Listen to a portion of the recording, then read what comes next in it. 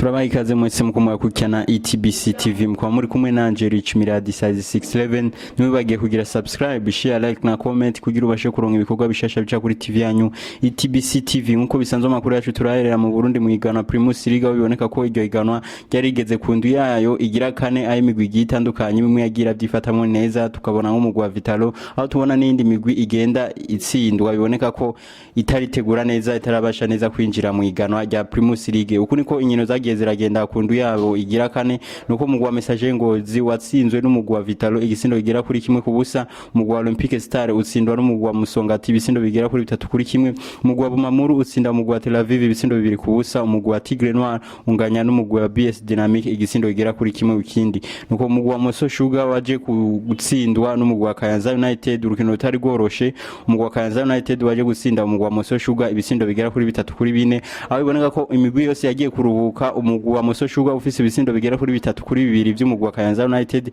ariko bagarutse mu kibuga nuko umugwa Kayanza United waje kuvyigenzamo neza urukino ruza kurangira utsinze ibitsindo bigera kuri 4 kuri 3 by'umugwi wa Moso Sugar nuko umugwa Rukinzo naho waje gutsinda umugwa Antel Star ibisindo bigera kuri 2 kuri kimwe umugwi wa Magara Young Boys utsindwa n'umugwi wa Amasipiri ibisindo bigera kuri 3 kuri kimwe aho biboneka ko uwo mugwi wa Magara Young Boys mu nkino zitatumaze gukina atarukino numwe urabasha gutsinda nuko umugwi wa Green Noir waje kunganya n'umugwi wa Flambeau du Centre ku kibuga NPPC nkuru nziza Peace Park Stadium igisindo bigera kuri kimwe ku kindi aho biboneka ko nabo ubwo rukino rutari rworoshe umugwi wa Green Noir no watanguye uronka igitsindo ca mbere nuko umugwi wa Flambeau du Centre uza kugombora urukino rucarangira imigwi yomi inganije igitsindo kigera kuri kimwe ukindi urungo rutonde inyuma yaho imigwi igano rya Primus League maze kugera kundu ya kane nuko tubona umugwa Vitalo FC ufise amanota agera kuri 12 kuri 12 umugwa wa Green Noir ugafata ikibanza ca kabiri ufise amanota 10 umugwa Message Ngozi ugafata ikibanza ca gatatu n'amanota 9 umugwa Antel Star ugafata ikibanza ca kane n'amanota 7 umugwa Tigre Noir ugafata ikibanza ca gatanu n'amanota agera kundwi nuko umugwa Kayanza United usanzwe ufise ikiranane c'urukino rumwe ufata ikibanza ca gatandatu n'amanota 6 umugwa Rukinzo ugafata ikibanza c'indwi n'amanota 6 umugwa BS Dynamic ugafata ikibanza c'8 n'amanota agera kuri 5 nuko umugwa Flambeau du Centre ufata ikibanza c'9 n'amanota agera kuri 5 umugwa Musongati ugafata ikibanza c'10 n'amanota agera kuri 4 umugwa Masipiri werutse kuduga icicaro nuko ufata ikibanza ca 11 n'amanota agera kuri 4 aho tubona umugwa Bumamuru ufata ikibanza ca 12 n'amanota agera kuri 3 nkabibutsa ko umugwa Bumamuru usanzwe ufise n'ibirarane by'inkino zibiri nuko tubona umugwa Olympique Star ufata ikibanza ca 13 n'amanota agera kuri 3 umugwa Moso Sugar ugafata ikibanza ca 14 n'amanota agera kuri 2 umugwi wa Magara Young Boys usanzwe ari umugwi waduze icicaro mu iganwa rishasha tutanguye nuko ufata ikibanza ca 15 n'amanota agera ku busa aho biboneka ko usanzwe ufise n'urukino rumwe rw'ikirarane aho tubona ko umugwi wa Tel Aviv ufata ikibanza ca 16 n'amanota agera ku busa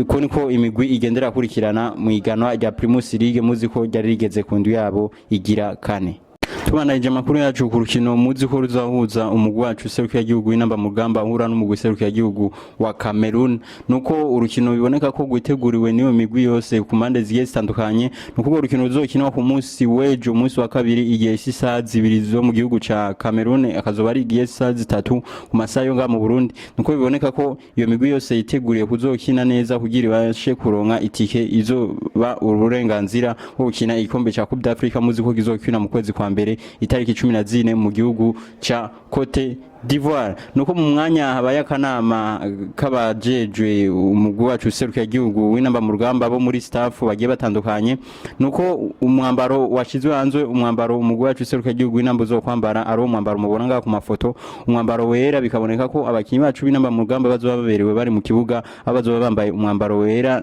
urimo ibyandiko byanditswe inomero zanditswe n'ibara ritukura n'uturongo tw'amabara twerekana ibendera ryacu ry'igihugu cy'u Burundi nuko rero imigwi yose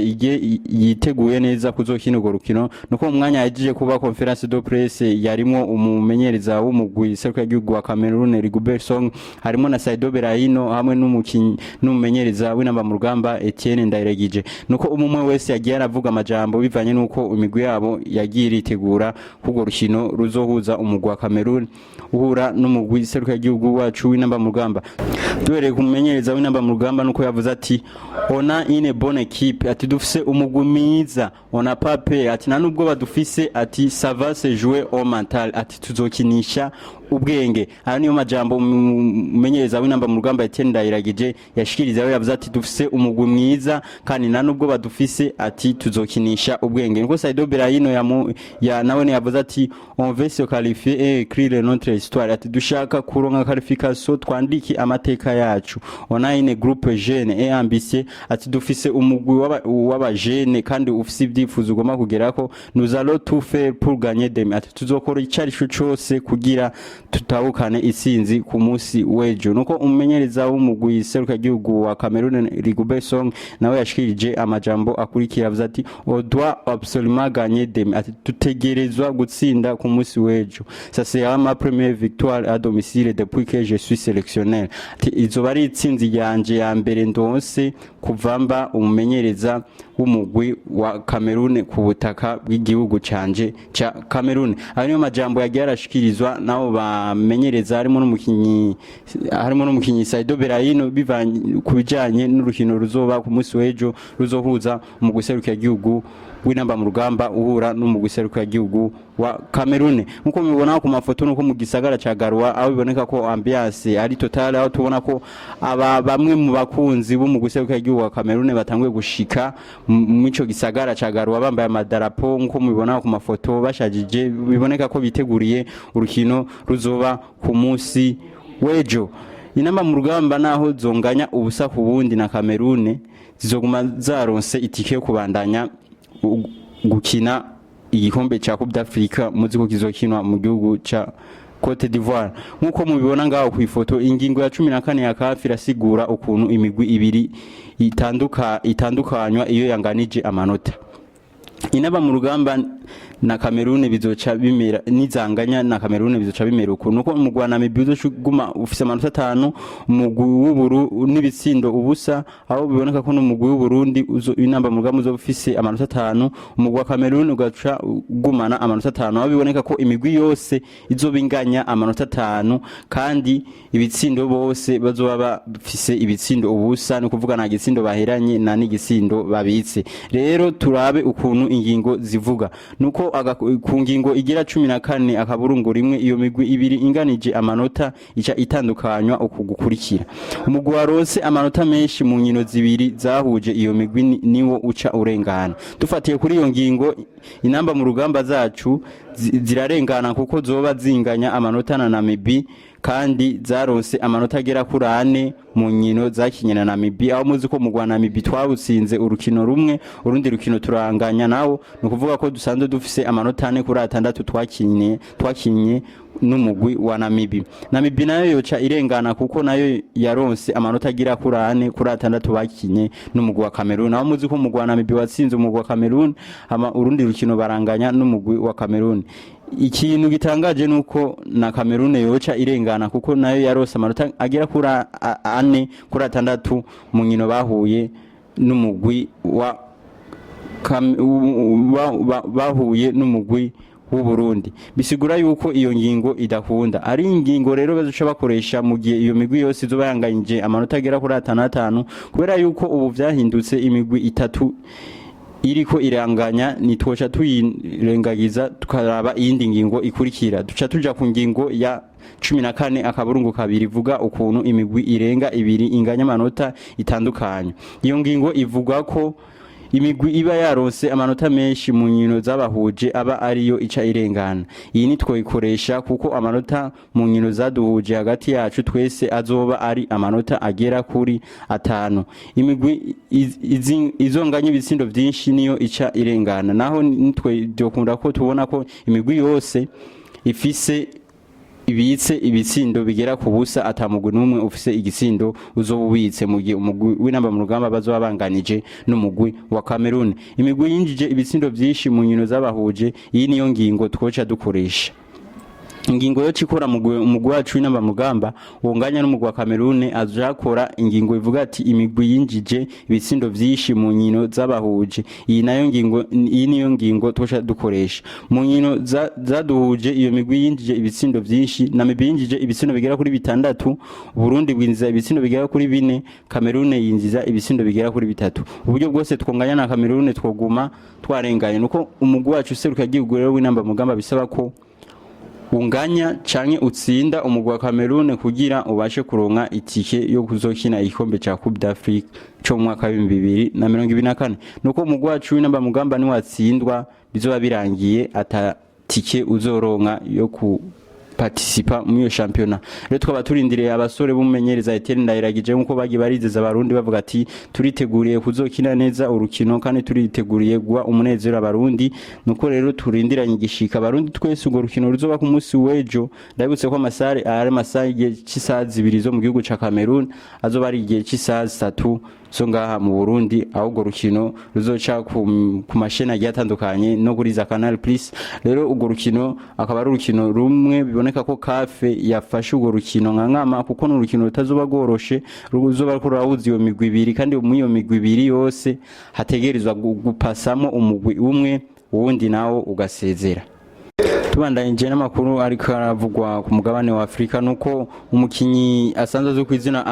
Amara Diouf ku myaka 15 gusa n'imisi igera kuri 94 akaba baye umukinyi wa mbere akiri muto abashe gukinira umugwi serukiya igihugu wa Senegal ku mugabane wa Afrika abiboneka ko umukinyi yabonetse mu rukino umugwi wa Senegal wari kuranganya n'umugwi serukiya igihugu w'Amavubi y'u Rwanda igisino igera kuri kimwe ukindi nuko umukinyi rero Amara Diouf yari amateka yo kuba umukinyi akiri muto ku myaka 15 gusa n'imisi 94 akiniye umugwi serukiya igihugu wa Senegal tugiye ku mugabane wa Burayi tugahera mu mugwi wa FC Barcelona nuko umukinyi Lamine Yamal bivugwa ko amasezerano y'abasanzwe afise azorangira mu 2025 uwo mukinyi rero w'imyaka 16 bikavuga ko mu 2025 azoba yakwije imyaka 18 rero umukinyi azoca ahabwa amasezerano yo kubandanya kinira mu FC Barcelona azomugeza mu 2030 aho azoyarangiza afite imyaka igera kuri 2023 bikaboneka ko umugwi FC Barcelona witeguye guha contrat shasha umukinyi Lamine Yamal muziko nawe yanditse amateka yo gukinira umugwi wa Espanyol akiri muto aho mu rukino umugwi wa Georgia watsinzwe n'umugwi wa Espagne ibitsino bigera kuri 7 kuri kimwe nuko umukinyi byabonetse ko yigenje neza akabasha no gutsinda igisindo mu go rukino abiboneka ko umugwi wa FC Barcelona ufise byinshi witeze ko umukinyi nayo mpamvu umugwi wa FC Barcelona watangiye gutegura contrat shasha yo guha uwo mukinyi Lamine Yamal muziko akiri muto asanzwe afise imyaka igera kuri 16 tugiye mu mugwi wa Paris Saint-Germain ku mukinyi Marco Verratti biboneka ko yamaze kuva mu mugwi wa Paris Saint-Germain asezeye aho aguzwe n'umugwi wo muri Qatar miliyoni zigera kuri 45 z'amayero uwo mukinyi rero w'imyaka igera kuri 30 akaba avuye mu mugwi wa Paris Saint-Germain inyuma yo kukinira sezo zigera kuri 12 akinira 11 akinira umugwi wa Paris Saint-Germain ndabuse ko Marco Verratti yaje mu mugwi wa Paris Saint-Germain mu 2012 biboneka ko avuye mu mugwi wa Paris Saint-Germain mu 2023 bikaboneka ko yakiniwe umugwi wa Paris Saint-Germain imyaka igera kuri 11 nuko mu myaka 11 umukinyi Marco Verratti yakinye inkino majana 416 atwara ibikombe 9 vya Ligue 1 atwara ibikombe 6 ya Coupe de France atwara ibikombe 6 ya Coupe de la Ligue atwara ibikombe 9 ya Trophée de Champion abana meilleur joueur de l'histoire wa Paris Saint-Germain akaba n'umukinyi wa mbere muri Ligue 1 amaze gutahukana ibikombe bigera ku byinshi ku gatwe kiwe rero umukinyi Marco Verratti akaba asezeye avuye mu mugwi wa Paris Saint-Germain agiye kwiyunga n'umugwi wo mu gihugu ca Qatar aho yaguzwe imiliyoni zigera kuri 45 nuko umumenyereza w'umugwi wa Olympique Lyonnais wonawe sundi ni Labra biboneka ko yamaze gusezererwa no mugwi wa Olympique Lyonnais inyuma yo kutigenza neza mu nkino zine muri Ligue 1 abiboneka ko mu izo nkino zine zose umugwi wa Olympique Lyonnais atarukino na rumwe urabasha gutsinda rero uwo mugwi umumenyereza Labra akaba yasezerewe ku ntebe yo kuba umumenyereza wa Olympique Lyon. Duce no mu guseruka igihugu wa Pologne nuko umugwi wa Pologne nawo wasezerewe umenyereza wabo uyu nawo Suni Fernando Santos umunya Portugal akaba yasezerewe n'umugwi wa Pologne kubandanya aho menyereza aho biboneka ko yamenyereje inkino zigera kuri 6 ari kumwe n'umugwi seruka igihugu wa Pologne atsinda inkino 3 atsindwa inkino 3 wo mumenyereza rero Fernando Santos nawe akaba yasezerewe ku ntebe yo kuba umumenyereza w'umugwi serukira igihugu wa Pologne. Indi nkuru nuko umumenyereza Hansi Flick yahora amenyereza umugwi serukira igihugu wa Mannschaft wa Alemanya nawe yasezerewe ku ntebe yo kuba umumenyereza w'umugwi serukira igihugu wa Mannschaft. Nuko biboneka ko kuno munsi yasezerewe abamenyereza bagera kuri 3 bose ku munsi umwe gusa. Biboneka ko umumenyereza Julian Nagelsmann bivugwa ko yo bagiye kusubirira umumenyereza Hansi Flick kubandanya amenyereza umugwi serukira igihugu wa Mannschaft. Nuko rero duce tugarutse mu mugwi wa Paris Saint-Germain biboneka ko umukinyi Marco Asensio yoba yagize imvune mu mugwi serukira igihugu rayo w'igihugu ca Espagne. Biboneka ko yo bagiye kumara ikiringo kiri hagati y'ukwezi kumwe n'amezi 2 ari hanze y'ibibuga bivanye n'imvune yagize mu mugwi serukira igihugu wa Espagne. Mwakoze mwese mwakurikiranye amakuru nyuma mukaba mwari kumwe na Angeli Chimiradi size 611. Nibagiye kugira subscribe, share, like na comment kugira ubashe kuronka ibikorwa bishasha bica kuri TV yanyu ITBC TV.